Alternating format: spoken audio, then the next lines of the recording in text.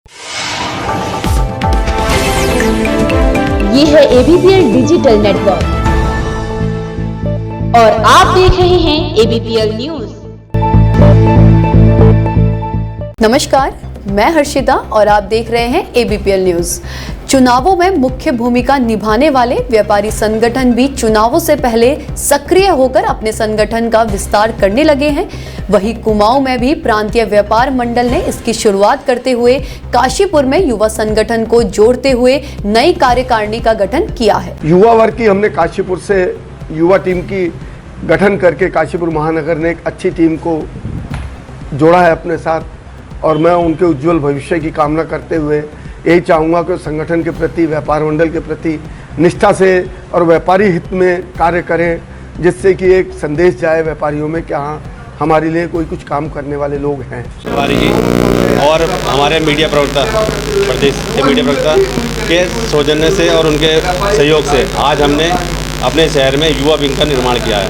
हम इस युवा विंग से अपेक्षा करते हैं कि जिस प्रकार हम लोग व्यापारियों के हित में आगे बढ़कर काम किया है हम लोगों ने, हम चाहते हैं कि युवा विंग भी हमारे साथ कंधे से कंधा मिला के आगे बढ़े और व्यापारियों के हित में काम करें। सरोवर नगरी में आगामी 11 अक्टूबर से मां नैना देवी मंदिर में दुर्गा पूजा कमेटी द्वारा दुर्गा पूजा महाउत्सव को सफल बनाने के लिए रूपरेखा तय की जा रही है। इसी क्रम में नगरपालिका परिषद के अध्यक्ष व अधिशासी अधिकारी के साथ बैठक की गई, जिसमें 11 अक्टूबर से 15 अक्टूबर तक शहर में प्रकाश व्यवस्था आदि सजावट की सहमति दी गई है। बीते करीब 1 महीने से एक परिवार अपने बेटे की तलाश में दर दर की ठोकरें खा रहा है और पुलिस के पास भी मदद की गुहार लगा लगा कर थक चुका है, लेकिन अभी तक वर्दीधारी उसका कोई सुराग नहीं लगा पाए हैं। देखिए पूरी खबर। हमारी ये मांग ये है और जो भी उसने बयान लिए हैं, मतलब उस आदमी ने उसका हर एक बयान झूठा है। जो हमारे जांच अधिकारी यहाँ से गए थे उनके सामने उसने हर एक बयान में अपना हर एक पॉइंट उसका झूठा है, ये मैं कह रहा हूँ। और क्या कहते हैं, मांग तो हमारी यही है कि कोई उच्च स्तर की इसमें जांच हमें मिले। और क्या कहते हैं, जैसे कल बैजनाथ थाने में गए थे तो उनका कहना है कि हम कोई नामजद रिपोर्ट यहाँ पे दर्ज नहीं कर सकते हैं, लेकिन हमें नामजद रिपोर्ट चाहिए उसकी, क्योंकि उसने बुला रखा है उसे भाई को। और उस आदमी का कहना है कि मैं बस 1.5 साल पहले से जानता हूँ उसे, लेकिन ऐसा नहीं है, वो पिछले 4 साल से भाई के टच में है और उसे जानता भी है। हमारी यही है कोई उच्च स्तर की जाँच हमें दें, क्योंकि जांच अभी भी हुई थी, कुछ हुआ नहीं उस जांच में। पूरी नाम का युवा यहाँ से ऋषिकेश गया था अपने काम के सिलसिले में और एक बिरमानी नाम के व्यक्ति से उसका ताल्लुकात थे। यद्यपि ऐसे अभी तक कोई ऐसे साक्ष्य ठोस नहीं मिले हैं कि उसका अपहरण हुआ हो, लेकिन आज तक इस लड़के का न मिलना भी अपने आप में चिंताजनक है। गांव के लोग, उसके परिवार के लोग मेरे पास आए थे, तो इसमें पहले गुमशुदगी लिखी थी, अभी ये मुकदमा दर्ज हो चुका है, 365 IPC में अभी दर्ज हो चुका है। इसमें इन्वेस्टिगेशन अब इंस्पेक्टर बैजनाथ से हम करेंगे। हल्द्वानी पुलिस लगातार स्मैक तस्करों पर अंकुश लगाने की कोशिश कर रही है, लेकिन तस्करों के बड़े आकाओं तक पहुंचने में पुलिस नाकाम साबित हो रही है। स्मैक का जाल हल्द्वानी में इतने बड़े पैमाने पर फैल चुका है कि युवा लगातार नशे के आदी हो रहे हैं और उनकी जिंदगी बर्बाद हो रही है, जिसके चलते हल्द्वानी में 2 पार्षद हर चौराहे और गली गली जाकर स्लोगन के जरिए बच्चों को नशे के प्रति जागरूक करने की कोशिश कर रहे हैं। हल्द्वानी पुलिस ने आज 224 ग्राम स्मैक बरामद की है, जिसकी कीमत लगभग 12 से 15 लाख के बीच बताई जा रही है। लेकिन ये स्मैक कहां से और किसके द्वारा हल्द्वानी के लिए सप्लाई की जा रही है, इसका मास्टरमाइंड कौन है, इस सवाल पर पुलिस के हाथ खाली हैं। बताया जा रहा है कि बरेली से हल्द्वानी तक स्मैक लाने में काफी मुनाफा होता है और जैसे जैसे स्मैक हल्द्वानी से आगे पहाड़ी क्षेत्रों में सप्लाई होती है तो उसकी कीमत और अधिक बढ़ जाती है। DIG के मुताबिक मुख्य आरोपी तक पहुंचने के लिए पुलिस की अलग अलग टीमों का गठन किया गया है। कुछ फरार है। ये आज बेल बाबा चौकी के वहाँ हल्द्वानी के वहाँ जो है हमारी टीम ने जो एक कंबाइंड टीम हमने बनाई है ADTF और SOG की मिलके, उन्होंने आज ये रिकवरी की है। 224 ग्राम जो है ये स्मैक की बरामदगी है। एक बड़ी जो है बहुत बड़ी कमर्शियल क्वांटिटी है, पिछले 2 साल की ये सबसे बड़ी रिकवरी है। तो ये जो वेस्टर्न यूपी जो हमारा जो सरहदी जनपद है रामपुर और बरेली, यहाँ से जो है ये अपराधी जो है हमारे इसका फ़ायदा उठाते हैं और यहाँ पर छोटे छोटे मात्रा में जो है ये लोग यहाँ बेचते हैं। हल्द्वानी, रुद्रपुर और रामनगर ये सब एरिया में जो है यहाँ पर ये काशीपुर ये सारे एरिया में ये बेचते हैं। इसमें एक आदमी जो है मुसम्मा जो कि रहने वाला रामपुर बिलासपुर का है, इसको अरेस्ट किया हुआ है और इसमें 3 लोग जो है अभी वांछित है। तीनों जो है बरेली के रहने वाले हैं और ये एक बहुत बड़ी खेप 224 ग्राम स्मैक बड़ी खेप है जिसमें लगभग जो अनुमानित कीमत 12 से 15 लाख रुपए की अनुमानित कीमत इसकी है। तो एक अच्छी जो है ये बरामद की है। पुलिस भले ही तस्करों को पकड़ने में भले ही अपनी पीठ थपथपा रही हो, लेकिन हकीकत तो ये है कि हल्द्वानी में स्मैक का कारोबार रुकने का नाम नहीं ले रहा है और युवा लगातार नशे के आदी हो रहे हैं। पार्षद होते हुए, जनप्रतिनिधि होते हुए देखिए, क्षेत्र की जनता को जैसा हमने देखा कि क्षेत्र में अधिकतर स्मैक हर वार्ड में या हल्द्वानी के टोटल जगह पे ये स्मैक का नशा फल और फूल रहा है और हम चाहते हैं कि प्रशासन से और पुलिस प्रशासन से चाहते हैं कि ये स्मैक का धंधा बंद कराए, क्योंकि जिन बच्चों को आज तक हमने गोद में उठाया था आज उनकी हालत ऐसी हो गई कि स्मैक के नशे में चूर हो गए। ये आज हमारा बच्चा इस नशे में चूर हुआ है, घुसा हुआ है। कल के दिन में ऐसा ना इसको रोका ना गया तो आने वाले टाइम में उत्तराखंड के अंदर टोटल स्मैक ही रह जाएंगे और जिस तरीके से कोरोना का महामारी फैली थी उस तरीके से स्मैक के मरने वालों की संख्या बढ़ जाएगी। क्या पुलिस ने लगाम लगाने में बिल्कुल लापरवाह हो गई, नाकाम हो रही है? देखिए, हमने अभी पुलिस प्रशासन को अभी शनिवार को हमें सिटी मजिस्ट्रेट साहब को ज्ञापन भी देने वाले हैं और सभी पार्षदगण मिलके अभी तो हमने खाली एक हल्की छोटी सी मुहिम छेड़ रखी है। अगर इसको रोकथाम नहीं करा गया, इसमें कारोबार को रोका नहीं गया तो इसको जन सैलाब बन के उभरेगा। हल्द्वानी में जिस तरह से नशे का कारोबार लगातार बढ़ता जा रहा है उस पर रोक लगाने में पुलिस नाकाम साबित हो रही है। पहले स्मैक, फिर चरस और अब नशे के इंजेक्शन युवाओं की जिंदगी में लगातार जहर घोल रहे हैं। अगर समय रहते नशे के सौदागरों पर पुलिस नहीं पहुंच पाई तो आने वाले दिनों में हल्द्वानी नशे का सबसे बड़ा गढ़ बन जाएगा। वो ये है कि पुलिस प्रशासन में क्षेत्रों में घूमा और मोहल्ले में घूमा तो कुछ औरतें ये कह रही कि ये प्रशासन कुछ दिख ही नहीं रहा और कर ही नहीं रहा। तो मैंने कहा क्यों नहीं कर रहा, करेगा प्रशासन, मगर पुलिस प्रशासन तो ऐसा हो गया है कि एकदम ना करा समझो, क्योंकि कुछ जा ही नहीं रहा क्षेत्र में, क्योंकि जनता परेशान हो रही है। पुलिस तो सबको जानती है कि ये आदमी ये है, ये आदमी ये है। अच्छे केस निपटाए हैं पुलिस ने। ये छोटा सा केस है इसमें का, जिससे बच्चों का पीढ़ी बच्चों का जीवन बर्बाद हो रहा है। इनको प्रशासन को देखना पड़ेगा, क्योंकि अगर नहीं देखा तो आने वाले समय में ये पूरा नष्ट इसमें वाले दिखेंगे, इंसान दिखेंगे नहीं। जो किस तरह की मुहिम चलाई है मैं जगह जगह पे ऐसे जा रहा हूँ, चौराहे पे जा रहा हूँ, वार्डों में घूम रहा हूँ कि स्मैक से लोगों को बचाया जाए और जनता से भी अप्लाई कर रहा हूँ कि अपने बच्चों को ध्यान लगाएं और बच्चों को देखें, नहीं तो बच्चे का जीवन खराब हो जाएगा, नष्ट हो जाएगा।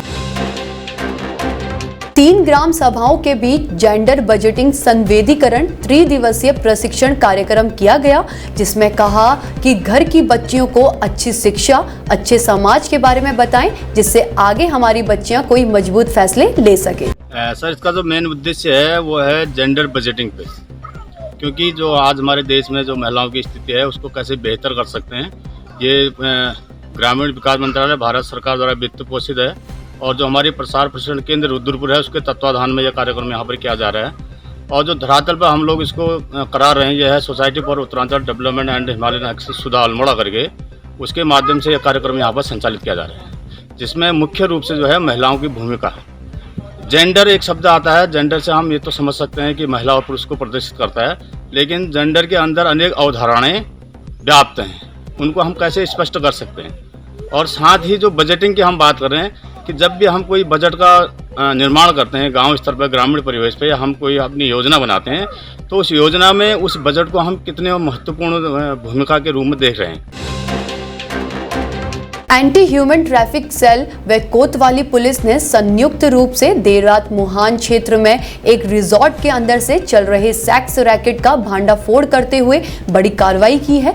टीम ने मौके पर 5 युवतियों सहित 1 युवक को गिरफ्तार किया है, जबकि एक आरोपी मौके से फरार है, जिसकी पुलिस तलाश कर रही है, तथा मौके से पुलिस ने नकदी एवं आपत्तिजनक सामान भी बरामद किया है। कल रात्रि में एंटी ह्यूमन ट्रैफिक सेल और कोतवाली रामनगर में सूचना प्राप्त हुई कि मुहान स्थित एक प्राइवेट रिसोर्ट में कुछ युवक युवतियाँ अनैतिक कार्यों में लिप्त हैं। जिस सूचना पर होटल में छापेमारी की गई, जहां पर 5 युवतियाँ और 1 युवक अनैतिक कार्य करते हुए पकड़े गए, जिनके विरुद्ध कोतवाली रामनगर में अनैतिक देह व्यापार निवारण अधिनियम के तहत अभियोग पंजीकृत करके 5 युवती व 1 युवक को जेल भेजा जा रहा है। सर, जो होटल स्वामी था उसके ऊपर भी कुछ कार्रवाई की गई है?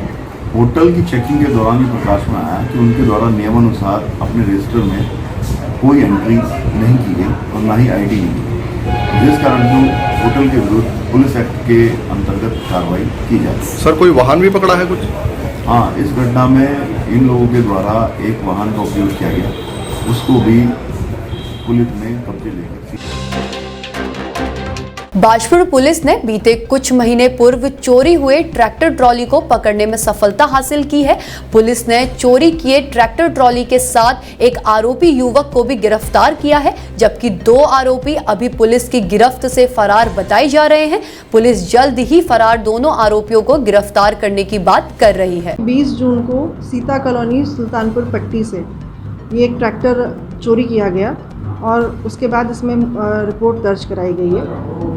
लगातार हमारे यहाँ थाने से इसमें टीम बनकर लगातार हमने इसके बारे में सुरागसी पतारसी करने के बाद इसमें हमने एक टीम को अमरोहा उत्तर प्रदेश रवाना किया और ये चोरी किया ट्रैक्टर हमने वहाँ से बरामद हुआ है।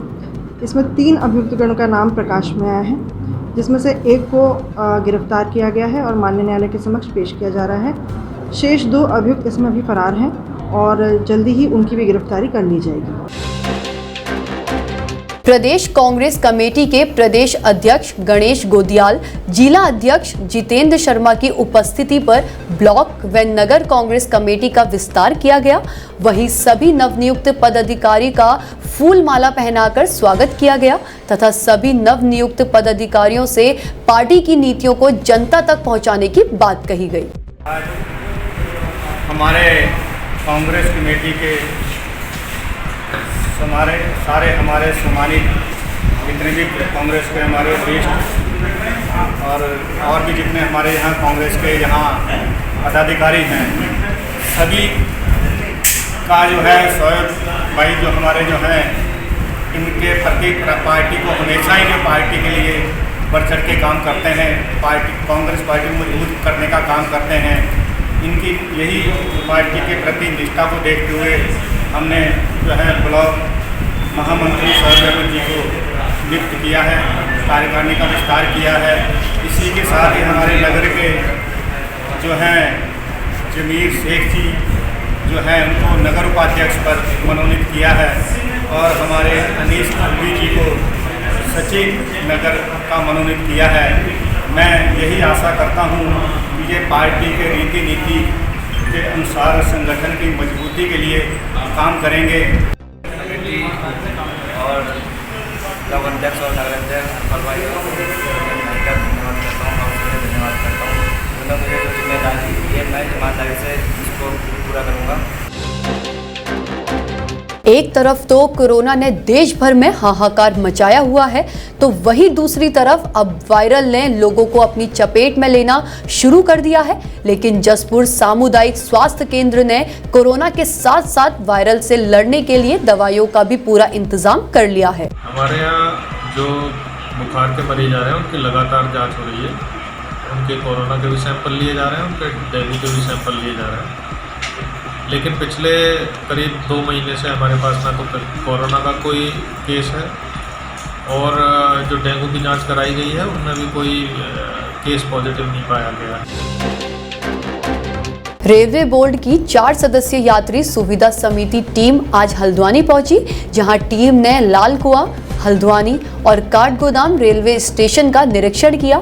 वहीं हल्द्वानी रेलवे स्टेशन पर टीम ने सुरक्षा व्यवस्था पर लापरवाही मिलने पर आरपीएफ कर्मियों को फटकार लगाई। देखिए हमारी पूरी खबर। देखिए ऑलरेडी जो रेलवे का इंफ्रास्ट्रक्चर है ये बहुत अच्छा है और हम इसको और अच्छा सुधारने के लिए निरीक्षण के लिए आए हुए हैं, जिसमें हम लोगों का ज़्यादा जो फोकस है वो साफ़ सफाई, विकलांग लोगों के लिए आना जाना आसान हो सके, पैसेंजरों की सेफ्टी सुविधा, पैसेंजर अपने आप को सेफ़ फील करें, महिलाएं, बच्चे, बच्चियां अपने आप को सेफ़ फील करें, उनकी सिक्योरिटी, वो सब चीज़ों को हम लोग निरीक्षण कर रहे हैं। इसके साथ जैसे रेलवे का जो इंफ्रास्ट्रक्चर है उसके अंदर अगर कोई कमी पेशी है तो उसके लिए हम एडवाइस जो है वो रेलवे बोर्ड के समक्ष रखते हैं और उसको जल्दी से जल्दी ठीक करवाने के लिए हमारी कोशिश रहती है। कुछ नाराज़गी भी आपने यहाँ जाहिर करी, आरपीएफ में सिपाही नहीं थे, सुरक्षा व्यवस्था बहुत मजबूत है। देखिए इसे हम नाराज़गी नहीं कह सकते, इसे हम उनको एडवाइस कर सकते हैं कि इसमें हमें कोई आप खामी बने ऐसा काम ना करें। ठीक है, कोई खामी आए कल को कोई चीज़ ऐसे हो जाए जो रेलवे के उसमें रहे तो हम वो नहीं चाहते। इसको मतलब पूरा अपनी जो ड्यूटी है वो जिम्मेदारी से निभाएं। कुमाऊं का प्रवेश द्वार और अंतिम स्टेशन यहाँ का है ये। हाँ। तो किस तरह की सुविधाएं बढ़ाने पर आप लोग और विचार कर रहे हैं? हमारी कोशिश है कि ज़्यादा से ज़्यादा लोग जो हैं वो यहाँ से सफ़र कर सकें रेलवे में और रेलवे की जो सुविधाएं हैं उनको उपलब्ध हो सकें, यही हमारा है। इंस्पेक्शन हम लोगों ने कल मुरादाबाद रेलवे स्टेशन से स्टार्ट की थी, उसके बाद हम लोग काशीपुर गए थे, काशीपुर के बाद आज हम लोग रुद्रपुर, लाल कुआं, अभी ये हल्द्वानी, इसके बाद हमने काठगोदाम जाना है। ये हमारा अंतिम है। अभी के लिए इतना ही। जुड़े रहिए ABPL न्यूज़ के साथ। धन्यवाद। ये है ABPL डिजिटल नेटवर्क और आप देख रहे हैं ABPL न्यूज़।